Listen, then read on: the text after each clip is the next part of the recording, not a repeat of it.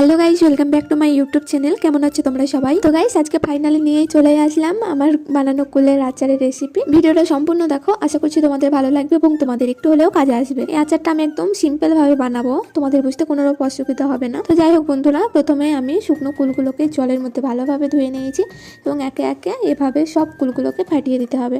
অবশ্যই এই কাজটা করতে হবে, নাহলে কিন্তু কুলের আচার একটুও খেতে ভালো হবে না, কারণ ভিতরে কিছু ঢুকবেই না। তো এখানে আমার সব কুল ফাটানো কমপ্লিট। এবার গ্যাসটা জ্বালিয়ে এর মধ্যে একটি কড়াই চাপিয়ে দিয়ে দিচ্ছি সরষের তেল। সরষের তেলটা কিন্তু মাস্ট, এটাই লাগবে, রিফাইন তেলে হবে না।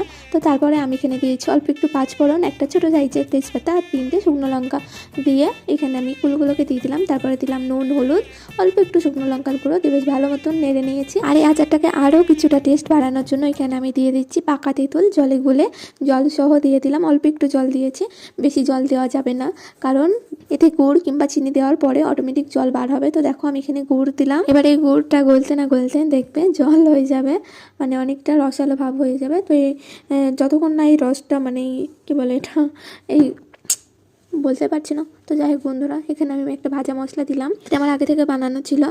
জানি না বন্ধুরা ভিডিওটা তোমাদের কাছে কেমন লাগবে, কি না কি বলে দিলাম। তো যাই হোক, ভিডিওটা যদি ভালো লাগে একটু লাইক করে দিও, আর আমার চ্যানেলে নতুন হয়ে থাকলে চ্যানেলটিকে অবশ্যই সাবস্ক্রাইব করে নাও। এখন আমি খুব টায়ার্ড জানো, তাই কথাগুলো এমন শোনাচ্ছে। আর এইদিকে আমাদের কুলের আচার পুরোপুরি কমপ্লিট। তো বন্ধুরা, আজকের মতন এতটুকুই, আবার দেখা হবে নতুন কোনো ভিডিওতে। ততক্ষণ ভালো থেকো, বাই।